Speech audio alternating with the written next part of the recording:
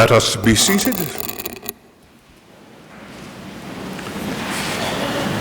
And at this time,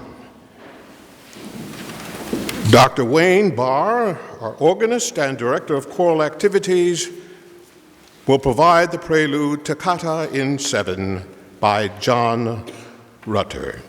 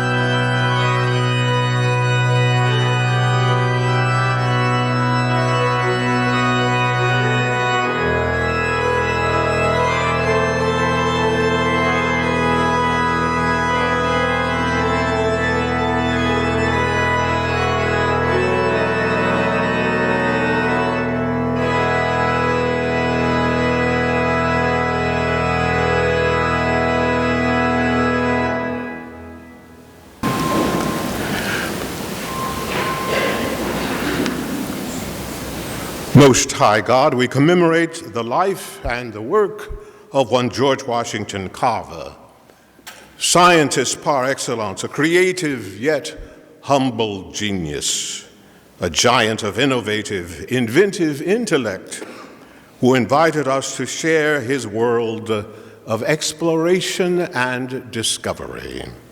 We celebrate the outpouring of his countless contributions, his understanding of success as service to others.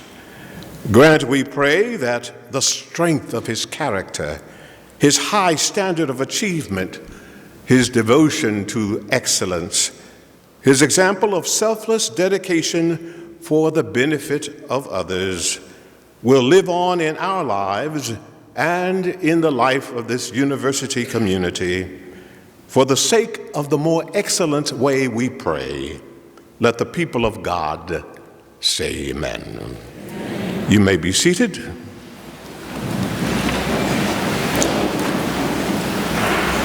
At this time, the interim provost and vice president for academic affairs, Dr. Carla Jackson Bell, will offer us words of welcome.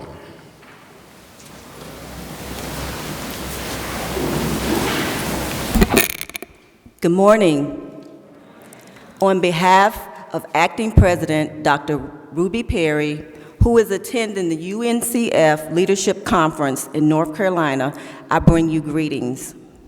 I would like to take this time to welcome and acknowledge any Board of Trustee members that are here this morning. Would you please stand?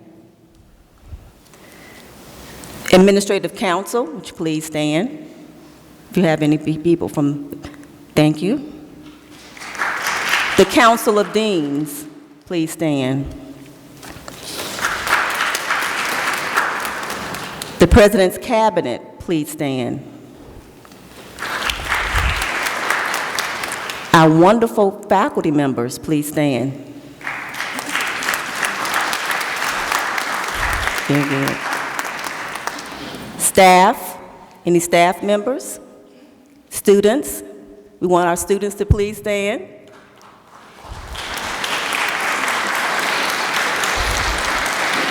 Very good. Any alumni present this morning? Very good. Elected officials, elected officials, and other friends of the university, welcome. I also would like to take this time to acknowledge and welcome Dr. Yates' parents, Mr. Clayton and Deborah Yates. Please stand.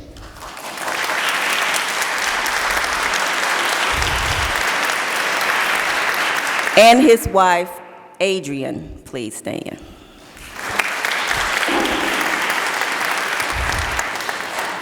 Thank you. On the one hand, this George Washington Carver Convocation allows us to recognize the singular contributions of Dr. Carver at this institution, to the society and to the world. And on the other hand, this convocation allows us to recognize this African American History Month and for all the people, events, places, and dates that we should recognize and be etched into our memories. Finally, this convocation provides us an opportunity for the university to honor our speaker today, Dr. Clayton Yates, for his outstanding contributions. He's a professor of biology. He's a director of the Center of Cancer Research here at Tuskegee University.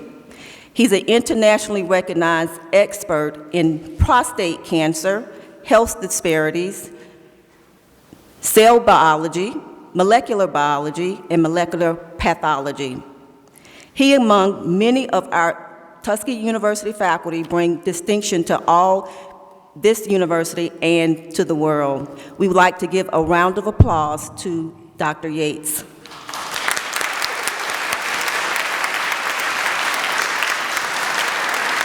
And now we'll have a musical selection by the Golden Verses Concert Choir, followed by the introduction of the speaker by Dr. Gray.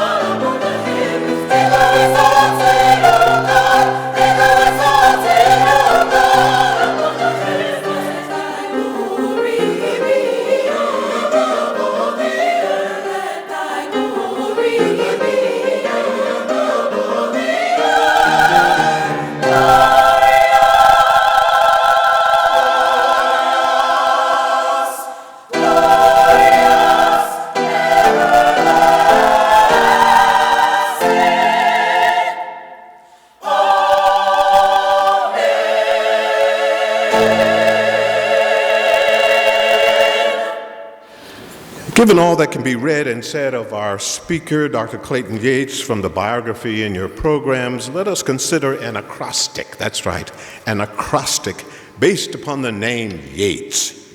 Let the people say Yates. Yates. Let the Y of Yates stand for yes to life. Yes to life, from simple molecules and cells to entire populations, affirmation of life. Free from disease and unnecessary pain and suffering, the development of a comprehensive research program to achieve this. Y for yes to life. A, advocate specializing in areas of cancer, health and healthcare disparities, cellular biology, molecular biology, and pathology. His findings are employed in labs across the world to further study the causes, detection, and treatment of prostate and breast cancers in African Americans. He is the principal investigator of Tuskegee's research centers at minority institutions, which through its focus on prostate cancer explores how genetic differences contribute to how aggressive tumors can be, especially among African ancestry. And he leads as, once again, principal investigator for research partnerships that include Tuskegee, the Morehouse School of Medicine, and the University of Alabama at Birmingham. Let the T of Yates stand for truth. Not comfortable with illusion or distortion of reality, not accepting ignorance in the place of informed knowledge. A bachelor's and master's degree from Tuskegee University, a doctorate in molecular pathology from the University of Pittsburgh School of Medicine, postdoctoral fellowship in urology at Emory University's School of Medicine, a full professor in the Department of Biology here at Tuskegee. He holds a joint appointment with the Department of Materials Science and Engineering. He directs the Center for Biomedical Research. And the E of Yates, exceptional, not content with mediocrity, driven by a sense of purpose and cause, the pursuit of excellence, a keen mind, depth of perception, discernment, tenacious, and perseverers. And the S of Yates stands for science, a true scientist, scientific competence, internationally recognized and prolific researcher. He and his research teams have garnered more than $25 million in grant funding. And his efforts have resulted in numerous honors and awards, responsible for the publication of 65 plus peer-reviewed articles and other writings, and his participation in numerous Department of Defense and NIH study section panels. Yes, the Y, yes to life. The A, advocate. T, truth. E, exceptional. S, science. Let the people gathered here today say Yates.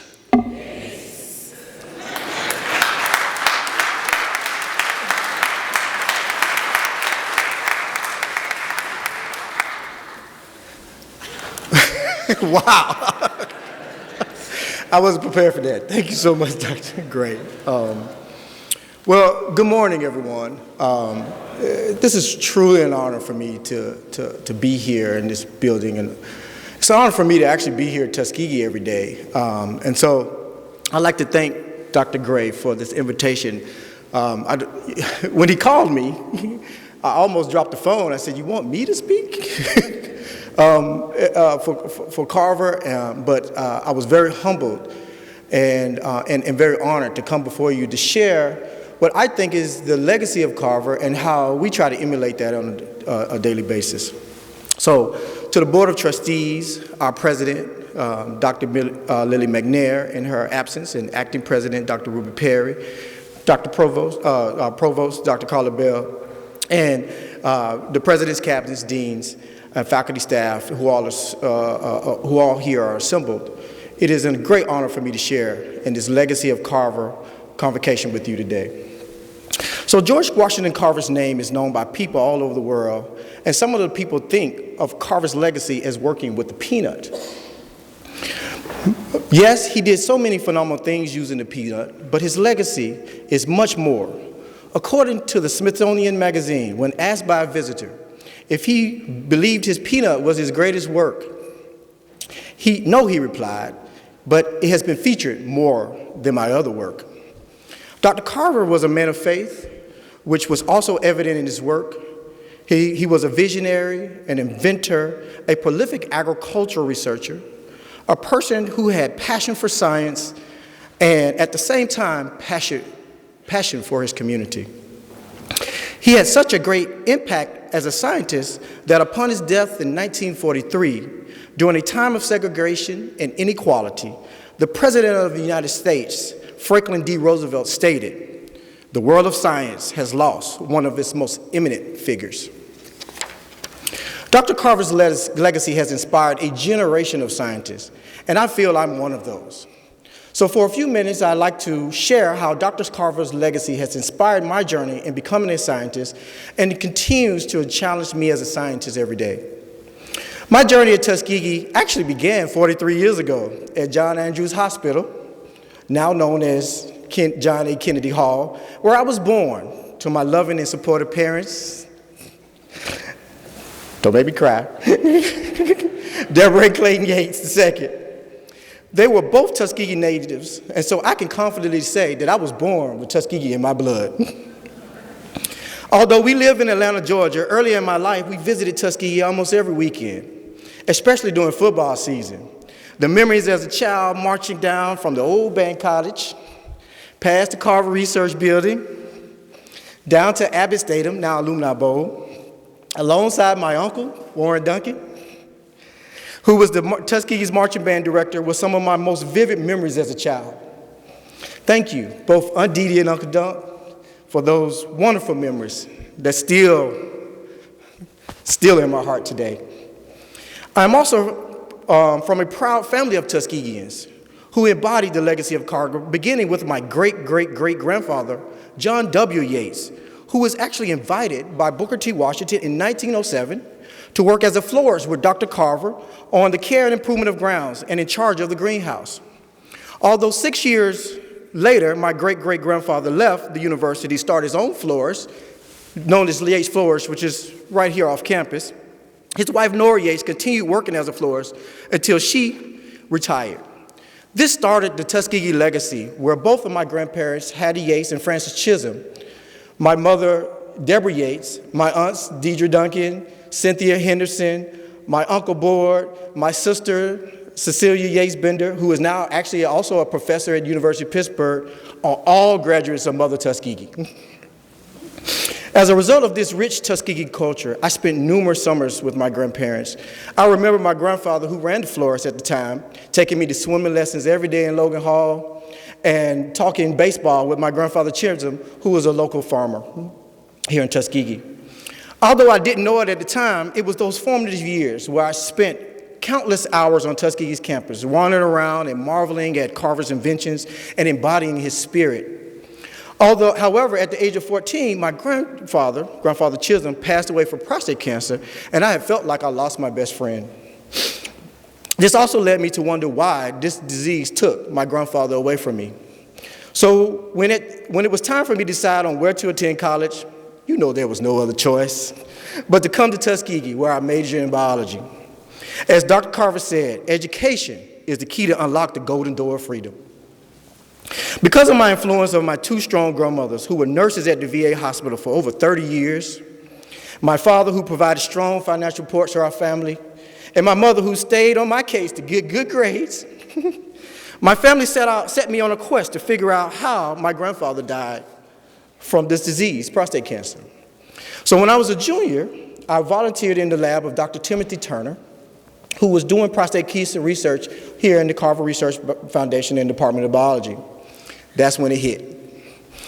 I was working so many hours as a volunteer in his lab, and I say this for the young people here, until Tim, I affectionately call him Tim, came to me and said, "Man, I got to pay you." He offered me a student position with pay in his lab. Upon graduation from Tuskegee with my bachelor's degree, he also offered me to continue my prostate cancer research toward a graduate degree here at Tuskegee, where I received that as a master's. Little did I know at that time that this relationship with Dr. Turner would lead me to continue on my training with his mentor, Dr. Alan Wells at the University of Pittsburgh, where I completed my doctoral degree in molecular pathology and a certificate of training in tissue engineering and regenerative medicine from the McGowan Institute of Medicine. After being at Pittsburgh for several years in a predominant majority environment and not seeing almost any fellow African Americans receiving the training at the level that I did, I made the decision before I graduated that I was coming back to Tuskegee to work specifically on why prostate cancer was so aggressive in African American men compared to any other race, and to train a workforce of minorities, which I saw was lacking in the general scientific community. I remember discussing this with Dr. Wells, and he mentioned that although he thought I would be good at several career paths, that, however, since I chose to return to Tuskegee, that I would make it work. However, prior to coming back to Tuskegee, I also wanted to make sure my training was complete. So I completed a postdoctoral fellowship in urology at Emory University in Atlanta under the world-renowned prostate cancer researcher, Leland Chung. This world-class training experience cemented in me the intense world of competitive research and the ruthless world of publish or perish. So with the heartfelt desire to return to Tuskegee while I was at Emory University, I would call Dr. Turner to tell him where there was no other place that I wanted to start my career but at Tuskegee. So after a lot of persuading, he and Dr. Roberta Troy eventually offered me my dream job as a junior faculty member in the Department of Biology, and my office was in Carver Research Foundation. Both Drs. Turner and Troy also indicated that at the time they wanted to build a cancer center here at Tuskegee, and this cancer center would be, the epicenter would be in the Carver Research Building. And it was then that I began to plan how we were going to extend Dr. Carver's legacy into the area of cancer research, as well as honor all the former heads of the Carver Research Foundation, like Drs. Henderson and Drs. Russell Brown. These great leaders extended the legacy of Carver, and if you walk in the building, it's like feeling magic, right? I could feel this compelling me to push forward to extend Dr. Carver's legacy. So while formulating my plan, I was reminded by a quote from Dr. Carver: "Start where you are, with what you have. Make something of it, and never be satisfied." This quote is a beacon of light that helped me tremendously. So with the little resources, I wrote and was awarded my first Department of Defense grant to identify biomarkers of prostate cancer in African American men. This quote also helped me focus on bringing additional grants, and these grants led to publications. And as my fellow academics know, these publications led to more grants, and now totaling over $25 million in extramural funding and over 65 peer-reviewed publications done right here at Tuskegee and right here in the Carver Research Building.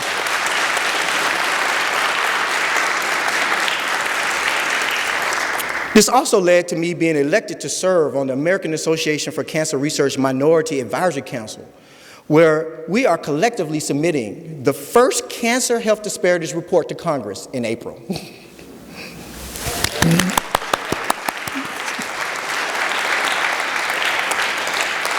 Research also needs good minds and people who think differently but can come together for a common cause. So therefore, I was successful in recruiting Dr. Honky Wong from the National Cancer Institute and Dr. Balu Karanam from the Johns Hopkins Medical School to join me at Tuskegee and together in the Carver Foundation. Together, our team, focused on the translation of scientific research. Scientific research, or translation of scientific research for the betterment of human health or for the betterment of our community, has tremendous value in our world today. But Carver did this throughout his entire career. With the inspiration from Dr. Carver, we started looking at patient-driven, population-driven cancer research, and to understand why African Americans have aggressive disease and die more frequently. We started with basic questions. Why do these disparities exist in cancer? Can we find ways to reduce the burden on our communities? Furthermore, since Tuskegee is located in Macon County, as you know, but is also one of the 13 Black Belt counties and comprises some of the largest disparities and health outcomes in cancer and obesity in the United States, it was only befitting that this work had to be done here at Tuskegee, and it had to be done by Tuskegee students training in my lab. Where there is no hope, there is no vision, said Dr. Carver. This initiative required me to have profound faith in God, especially when my students would come to me for answers, whether it was relating to science, financial resources, or equipment we didn't have. I would tell them every time, and each one of them can echo this, and they'll tell you, I don't know when or where these resources will come from. However, if we keep working hard, it will be here exactly when we need it. And it always has. As a result of this faith, our lab has made many first discoveries in African Americans with cancer. For example, Muhammad Abdallah, who was a former graduate student in my lab, actually the first, and is now a tenured faculty in the Department of Chemistry, developed nanoparticles to deliver cancer therapeutics more efficiently. Our lab was also the first to establish African American cell lines from prostate cancer patients so that we can actually understand the molecular events that lead to disease and why it's so aggressive in African Americans. This work was led by former graduate student, Shanice Theodore, who is now a fellow at the CDC. And she also used these cell lines to uncover for the first time that it wasn't just the genes, but there were these RNAs, microRNAs specifically, that were epigenetically driving tumors in African Americans and make them so aggressive. We also had a second discovery that we identified a gene named Kaizo that predicts if African American men are more aggressive. We've now extended this to not only prostate cancer, but breast cancers, pancreatic cancers as well. This was led by former graduate student Jackie Jones, who is now an assistant professor and assistant department head at Troy University. During the time of these discoveries, the era of personalized or precision medicine was also being initiated by President Barack Obama. And this was starting to transform the way the medical community views patients, not as groups, but specifically as individuals, and that every individual has its own genes and own genomes. And so therefore medicine should complement that. So it was time for our lab to make a shift. The question was, how were we going to make this shift? At the time, I remember one of my favorite quotes by Dr. Carver, which is, God is going to reveal to us things he never revealed before, but if we put it in his hands, no books ever go in my laboratory, and the things I do and the way I'm doing it will all be revealed to me. So this quote was used as a platform for our African American disparity research. Our lab made a shift into genomic medicine, where we identified a breast cancer subtype that we're now calling quadruple negative that is more prevalent in African American women, and we coined that term. During these studies, we further discovered that these African American women actually have a unique gene signature, that their genes were differently more expressed than Caucasian women, but this unique gene signature was associated with how their immune system worked differently than other races.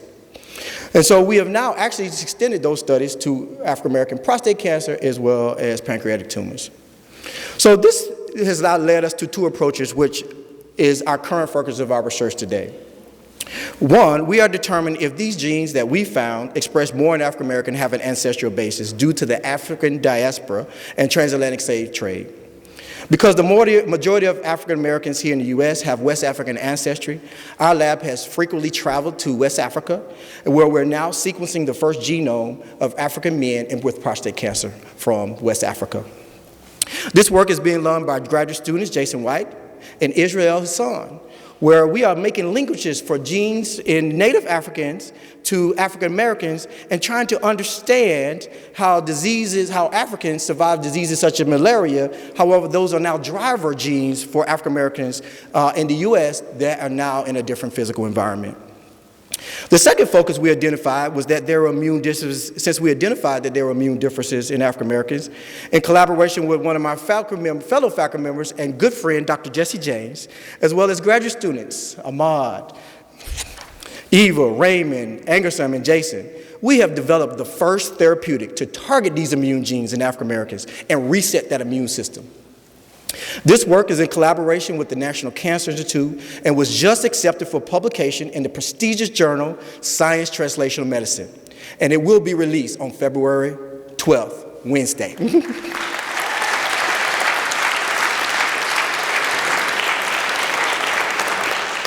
As the director of the Center for Biomedical Research, we have numerous faculty across the campus that serve as core leaders in our multi-million-dollar grants and have focused on cancer health disparities.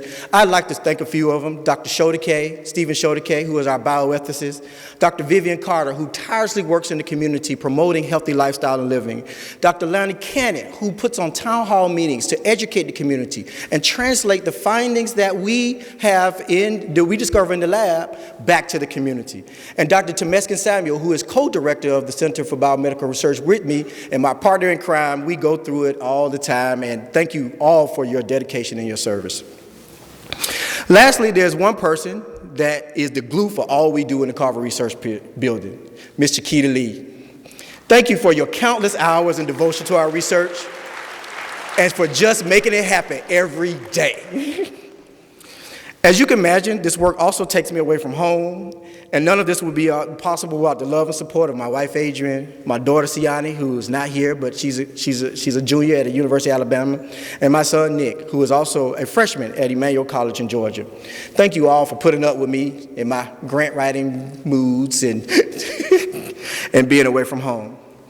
So in closing, what is Dr. Carver's legacy? His unwavering faith in God, who revealed things to him in science for the betterment of communities. His legacy is the legacy of Dr. Carver. The qualities of patience, perseverance, his legacy is the legacy of Dr. Carver. Coming together without egos to work for a common good and a common cause is the legacy of Dr. Carver. Not complaining, not comparing, not criticizing about what you are supposed to do, or doing or to do with whatever you can with the resources what you have is the legacy of Dr. Carver, sir. But the true legacy of Dr. Carver is you. It is you, it is you, it is all of us. The spirit of Dr. Carver is all over Tuskegee, and I invite you and join him to continue that legacy as well. Thank you.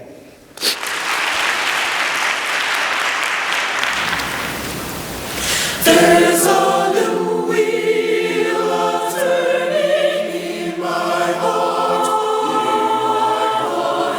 There's a new wheel of turning in my heart, in my heart, in my heart. There's a new wheel turning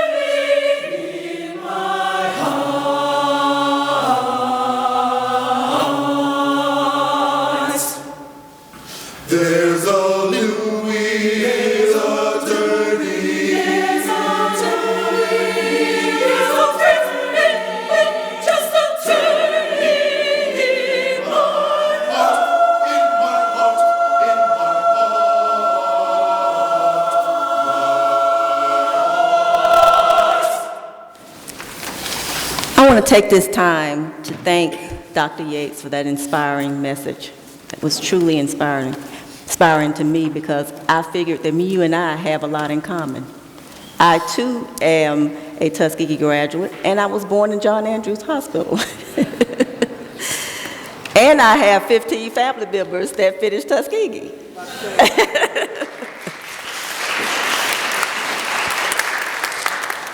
I also want to thank the Dr. Barr and the Golden Voices Choir. Now, when I was in school, I messed up the name earlier because when I was in school, the name was Golden Virtuoso Choir. When did that change? It wasn't never the Golden Virtuoso Choir? Okay, that was a while ago. So when I think about Dr. Carver, I think about Dr. Yates. Both were people that loved their community. They were not about fame, and they were not about money. They both were very compassionate about science research. I, again, thank everybody for coming, and you all have a wonderful day.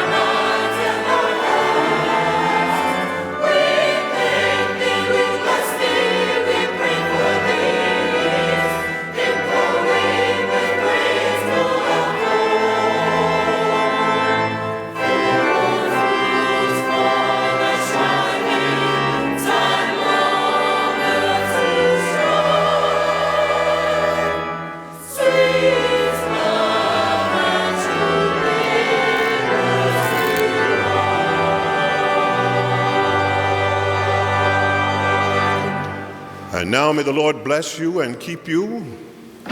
Lord, make his face to shine upon you and be gracious unto you.